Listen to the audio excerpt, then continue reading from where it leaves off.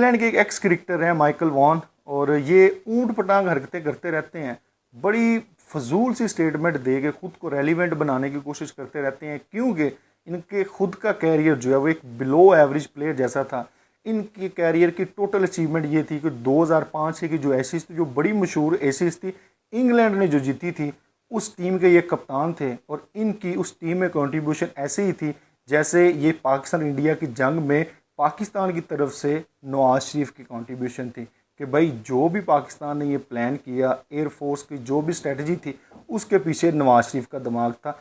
जो कंट्रीब्यूशन नवाज शरीफ की थी, वही कंट्रीब्यूशन इसकी एशियज जीतने में थी जो 2005। इसके स्टेटमेंट की तरफ आते हैं, ये भाईजान कहते हैं कि वर्ल्ड टेस्ट चैंपियनशिप का फाइनल जो कि ऑस्ट्रेलिया और साउथ अफ्रीका के दरमियान खेला जाएगा, इसमें ऑस्ट्रेलिया तो पहुंची है, लेकिन साउथ अफ्रीका कैसे पहुंच गई है?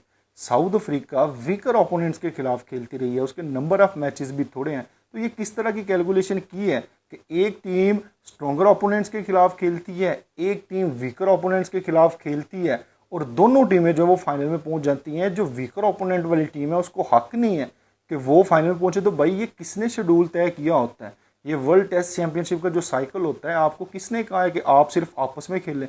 आप न्यूजीलैंड के साथ सीरीज रखें, पाकिस्तान के साथ 5 मैचेस खेलें, श्रीलंका के साथ 5 मैचेस खेलें। आप सिर्फ 3 नेशंस आपस में खेलती रहती हैं, और दूसरी नेशंस जो हैं वो फिर आपस में ही खेलेंगी जब आप उनके साथ नहीं खेलेंगे, और आप उनको टैग लगा देते हो कि वो वीकर नेशंस हैं, और वो जो मैचेस जीतेंगी उनके मैचेस भी काउंट तो होंगे भाईजान। जब काउंट होंगे तो उसके हिसाब से पॉइंट्स भी बढ़ेंगे, पॉइंट्स बढ़ेंगे तो वो फिर क्वालिफाई भी करेंगे। ये भाईजान कहते हैं कि जो 2 टियर थ्योरी है कि भाई बिग 3 नेशंस एक तरफ रहें और दूसरी नेशंस दूसरी तरफ रहें, इस तरह का कोई प्लान बनाया जाए जिसमें वो जो बड़ी नेशंस हैं, जो बिग 3 हैं, वो आपस में खेलती रहें, फाइनल के लिए भी वही क्वालिफाई करें, जो छोटी टीमें हैं वो फाइनल खेलने का हक ही ना रखें। तो इसकी सोच मेरी समझ से बाहर है कि यार आप क्रिकेटर हो, आपने टेस्ट क्रिकेट खेली है, आप इंग्लैंड जैसी बड़ी टीम के कप्तान भी रहे हो, और किस तरह की फुल सी स्टेटमेंट आप दे रहे हो?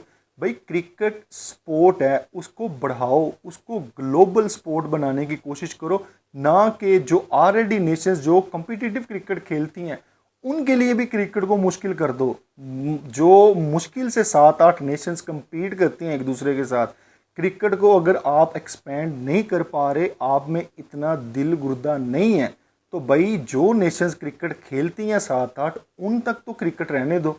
ये 2-3 नेशन तक क्रिकेट महदूद करके क्रिकेट के लिए कुछ अच्छा नहीं करोगे आप। भाई आपस में खेलते रहोगे, जो दूसरी टीमें हैं वो फिर आपस में खेलेंगी, और फिर जो फाइनल है उसके लिए क्वालिफाई तो वो फिर करेंगी।